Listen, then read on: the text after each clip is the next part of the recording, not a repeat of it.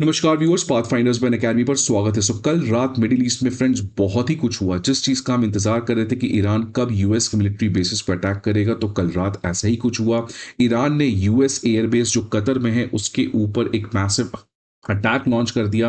इसके अलावा इराक और सीरिया के यूएस बेसिस पर भी ईरान ने अटैक कर दिया। तो फ्रेंड्स, कल रात आपको पता है कि एक सिग्निफिकेंट एस्केलेशन हुआ जब ईरान ने यूएस के अल अदेद एयरबेस जो कतर में है, इनफैक्ट सबसे बड़ा एयरबेस यूएस का इसी पर्टिकुलर रीजन में कतर में पाया जाता है, और वहां पर ईरान ने अटैक कर दिया, जिसकी वजह से सभी जियोपॉलिटिकल एक्सपर्ट्स को लग रहा था कि ये एक बहुत बड़े क्योस की तरफ बढ़ रहा है। बिकॉज डोनाल्ड ट्रंप ने क्लियर शब्दों में धमकी दे रखा था कि अगर किसी भी यूएस एसेट के ऊपर ईरान अटैक करता है, देन अगला अटैक यूनाइटेड स्टेट्स का बहुत बड़ा होने वाला है ईरान के ऊपर।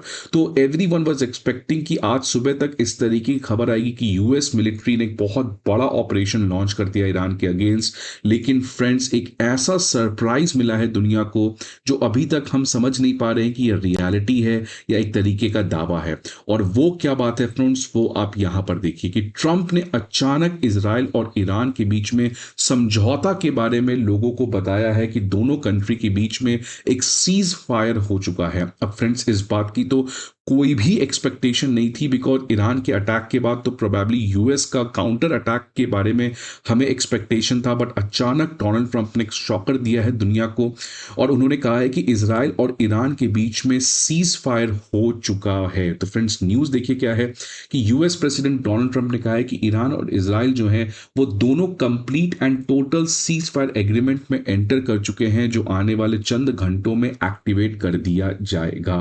तो फ्रेंड्स, ये एक बहुत बड़ा दावा है डोनाल्ड ट्रंप के द्वारा जो इन्होंने यहां पर कहा है। अब फ्रेंड्स, देख सकते हैं यहां पर कि ट्रुथ सोशल पोस्ट पे ट्रंप ने कहा है, congratulations to everyone, it has been fully agreed by and between Israel and Iran that there will be a complete and total ceasefire. तो सेम फ्रेंड्स, देख सकते हैं इसी तरीके का स्टेटमेंट डोनाल्ड ट्रंप का आया था इंडिया पाकिस्तान के बारे में कि इंडिया पाकिस्तान जो है वो दोनों सीज फायर में एंटर कर चुके हैं। इंडिया तो कंप्लीटली इसको डिनाई कर दिया है। तो क्या यहां पर डोनाल्ड ट्रंप का ये दावा भी ईरान और इसराइल डिनाई कर देंगे?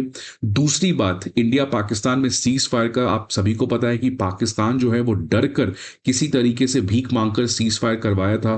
तो क्या सेम आर्ग्यूमेंट यहां पे एक्टिवेट है? लेकिन यहां पर सवाल आता है कि क्या ईरान डर गया या यूएस डर गया? ईरान डर गया बिकॉज ईरान के ऊपर बहुत ज्यादा अटैक हुआ था। क्या यूएस डर गया था बिकॉज ईरान ने उसके मिलिट्री बेस पर अटैक कर दिया? तो अब इसके बारे में तो अटकलें लगाई जा रही हैं कि जीता कौन हारा कौन, इसके बारे में हम लास्ट में एनालिसिस करेंगे। बट ये पहले सीज फायर हुआ क्या है, इसके टर्म्स एंड कंडीशंस क्या हैं, इसको थोड़ा आज हम यहां पर पहले समझ लेते हैं।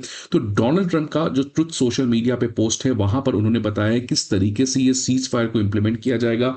तो इसमें सबसे पहले कहा गया कि ईरान को सीज फायर को इनिशिएट करना पड़ेगा लगभग 6 से 12 घंटे के लिए। उसके बाद इसराइल जो है वो 12 घंटे तक सीज फायर का पालन करेगा। मतलब पहले 12 घंटा ईरान को किसी भी तरीके का अटैक इसराइल पे नहीं करना है, और उसके 12 घंटे बाद इसराइल को किसी भी तरीके का ईरान के ऊपर अटैक नहीं करना है। That is again for 12 hours. तो टोटल मिला के 24 घंटे के अंदर ये सीज फायर एक्टिवेट हो जाएगा।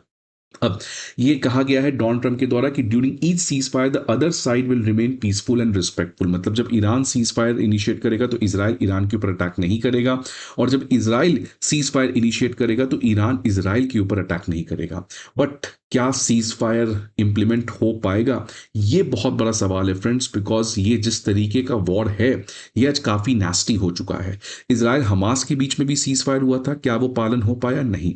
रशिया यूक्रेन के वॉर को भी डोनाल्ड ट्रंप ने कहा था एक दिन में रोक देंगे, क्या वो रुका? नहीं। राइट। सो फ्रेंड्स, क्या ये सीज फायर को इंप्लीमेंट करना आसान है? क्या ईरान पहले ये स्टेप लेगा? क्यों ईरान पहले ले, क्यों ना इसराइल पहले ले? तो अब इसके बारे में काफी ज्यादा कंफ्यूजन है। लेकिन डोनाल्ड ट्रंप ने दुनिया को चौंका दिया है इस तरीके का क्लेम करके कि अचानक दोनों के बीच में एक सीज फायर हो चुका है। लेकिन फ्रेंड्स, जिस चीज की एक्सपेक्टेशन थी कि डोनाल्ड ट्रंप की एज यूजुअल हर पॉलिसी फेल होते हुए नजर आ रही है। इसराइल ने सीज फायर का पालन ना करके मिलिट्री स्ट्राइक लॉन्च कर दिया है वापस से ईरान के ऊपर। देख सकते हैं फ्रेंड्स, 24 जून की सुबह सुबह की यह खबर आ रही है कि इसराइल ने ये सीज फायर के न्यूज के बाद एक अगेन मिलिट्री स्ट्राइक लॉन्च कर दिया है, और ये एक बहुत बड़ा मिलिट्री स्ट्राइक है जो ईरान ईरान के कैपिटल तेहरान में इजरायली एयरफोर्स के द्वारा किया गया है। इसके बाद फ्रेंड्स ईरान का भी कहना है कि कोई भी समझौता दोनों के बीच में नहीं हुआ है और हम वापस से अटैक करेंगे। हमारा अटैक तभी रुकेगा जब इजराइल अपने अटैक को बंद कर दे। तो फ्रेंड्स ईरान के देख सकते हैं foreign minister Syed Abbas Araghchi ने सोशल मीडिया प्लेटफॉर्म एक्स पे कहा है कि ईरान ने वापस से इस चीज को क्लियर कर दिया है कि इजराइल ने हम पे वॉर लॉन्च किया है, हमने कभी इजराइल के ऊपर वॉर नहीं लॉन्च किया है। और एज ऑफ नाउ ये फ्रेंड्स देखते हैं सुबह 6:16 की खबर आ रही है डोनाल्ड ट्रंप के सीज फायर के क्लेम के बाद ईरान ने कह दिया कोई भी एग्रीमेंट सीज फायर या सेसेशन ऑफ मिलिट्री ऑपरेशन पे नहीं है। मतलब ईरान तो यहां पे अमेरिका के प्रेसिडेंट का जो क्लेम है उसको साफ शब्दों में नकार दिया है। However, provided that the Israeli regime stops its illegal aggression against the Iranian people no later than 4 a.m. Tehran time, we have no intention to continue our response afterward. तो ईरान का ये कहना है कि अगर 4 बजे तेहरान के local time के बाद अगर ईरान के अगेंस्ट इजराइल अटैक नहीं करता है तो फिर हम भी इजराइल के ऊपर अटैक नहीं करेंगे। लेकिन ईरान का ये क्लियर शब्दों में कहा है कि डोनाल्ड ट्रंप का जो एग्रीमेंट है सीज फायर को लेके ये कहीं दूर दूर तक हमारे डिक्शनरी में नहीं है, हमारे लिए एक्टिव नहीं है। लेकिन इसके बावजूद हमारे बीच में ऑल्दो कोई एग्रीमेंट नहीं हुआ है, लेकिन इसके बावजूद अगर इजराइल ईरान के ऊपर 4 बजे के बाद अटैक नहीं करता है तो हम भी अटैक नहीं करेंगे। लेकिन फ्रेंड्स ये जो अटैक है ये 4 बजे की बाद की ही हुई है। मतलब अभी भी इजराइल और ईरान के बीच में जो एक तरीके से कॉन्फ्रंटेशन है वो एक तरीके से एक्टिव मोड में रहेगा। अब सवाल आता है फ्रेंड्स कि ये वॉर में कौन जीता कौन हारा अगर ये सीज फायर होता है तो, और अगर ये सीज फायर नहीं होता है तब तो ये बात अलग है। बट अगर आप मान लीजिए डोनाल्ड ट्रंप का ये जो क्लेम है कि सीज फायर जो आने वाले 24 घंटे में ये इंप्लीमेंट हो जाएगा, लेट अस एज्यूम कि वो हो जाता है, लेकिन अब सवाल आता है कि इसका एनालिसिस करने के लिए कौन जीता कौन हारा।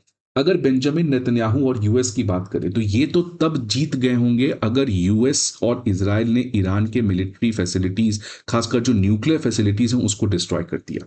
अगर वो तीनों न्यूक्लियर फैसिलिटीज खासकर जो फोर्डो न्यूक्लियर फैसिलिटी है अगर उसको डिस्ट्रॉय कर दिया गया है तब तो ये दोनों के लिए एक बहुत बड़ा विक्ट्री है। लेकिन अभी कितना बड़ा डिस्ट्रक्शन हुआ है, क्या डैमेज है कि डिस्ट्रक्शन है, क्या कंप्लीट डिस्ट्रक्शन है, इसके बारे में हमारे पास कोई ऑफिशियल कंफर्मेशन नहीं है। ईरान का कहना है कि कुछ डैमेज हुआ है, डिस्ट्रक्शन नहीं हुआ है। इजराइल और अमेरिका का कहना है कि जो उनका ऑब्जेक्टिव था वो पूरी तरीके से फुलफिल हो चुका है। तो अब इनकी क्या विक्ट्री होती है ये डिपेंड करता है कि किस हद तक उस न्यूक्लियर फैसिलिटी के ऊपर डिस्ट्रक्शन हुआ है। अगर हम आयतुल्लास की बात करें, ईरान की बात करें, तो ईरान ऑब्वियसली डे वन से बैकफुट पे था बिकॉज इजराइल और यूएस के माइट को मैनेज करना ये काफी आसान नहीं है। लेकिन ऑल्दो इस पर्टिकुलर कॉन्टेक्स्ट के बाद ईरान ने बहुत हद तक रिटेलिएशन किया और ईरान ने बता दिया कि मेरे पास न्यूक्लियर वेपन तो नहीं है लेकिन मेरे पास एक से एक बैलिस्टिक मिसाइल्स हैं जिसको मैं यूज करके ऑल्दो आपको कोई बहुत बड़ा डैमेज तो नहीं कर सकता हूं बट बहुत हद तक डिस्टर्ब कर सकता हूं, आपके नींद के होश उड़ा सकता हूं। लेकिन एक बात और ईरान को समझ जाना चाहिए कि ईरान को जिस हद तक रशिया और चाइना का सपोर्ट मिलना था वो नहीं मिला। चाइना तो इनफैक्ट आया ही नहीं फ्रेंड्स। रशिया तो चलिए ये गए पुतिन से, इनकी फॉरेन मिनिस्टर ने मुलाकात की, बट उस मुलाकात में आया क्या? रशिया ने कहा हम ईरान के लोग के साथ खड़े हैं, हम ईरान की मदद कर रहे हैं, बट कोई डायरेक्ट एज सच कोई मिलिट्री सपोर्ट नहीं मिला है। तो एक बात तो क्लियर है फ्रेंड्स कि यहां पर अगर आप इसको एनालाइज करेंगे तो ऑब्वियसली इजराइल और अमेरिका जो डे वन से सुपीरियर पावर की तरह देखे जा रहे थे उनका बहुत हद तक डैमेज, बिकॉज ईरान में लगभग 1000 लोग मारे गए हैं तो इजराइल में 28 लोग मारे गए हैं। लेकिन एक बात तो क्लियर है फ्रेंड्स कि जिस तरीके से अमेरिका ने बुली किया है ईरान आने वाले समय में बैक ऑफ नहीं करेगा। ये वापस से न्यूक्लियर जो इसका एनरिचमेंट है वो ऑब्वियसली स्टार्ट होगा, इसको कोई रोक नहीं सकता है। बिकॉज फ्रेंड्स जिस तरीके से इसको मनमानी तरीके से इंप्लीमेंट करने का प्रयास किया गया है ऑब्वियसली इसका बैकफायर होगा। बट अब इसमें कौन जीता कौन हारा, किसका क्या ऑब्जेक्टिव पूरा हुआ, ये तो आगे जाकर समय पे ही हम एनालाइज कर सकते हैं। लेकिन अब देखते हैं फ्रेंड्स, सबसे बड़ा सवाल तो ये है कि क्या ये सीज फायर एक्टिवेट हो पाएगा, क्या डोनाल्ड ट्रंप का ये क्लेम रियल हो पाएगा, ये एक बहुत बड़ा सवाल है फ्रेंड्स। ईरान तो ऑब्वियसली चाहता है सीज फायर बिकॉज ईरान बहुत हद तक डैमेज झेल चुका है। इजराइल भी अब शांति चाहता है फ्रेंड्स बिकॉज इजराइल को भी पता है ईरान के रिटेलिएशन में काफी सारे उसके भी डैमेजेस हो रहे हैं। तो लेट अस सी फ्रेंड्स दोनों में क्या होता है, आपके क्या व्यूज हैं, please let me know in the comment box. I hope आपको ये वीडियो अच्छा लगे। See you again some other video, till that good bye, take care.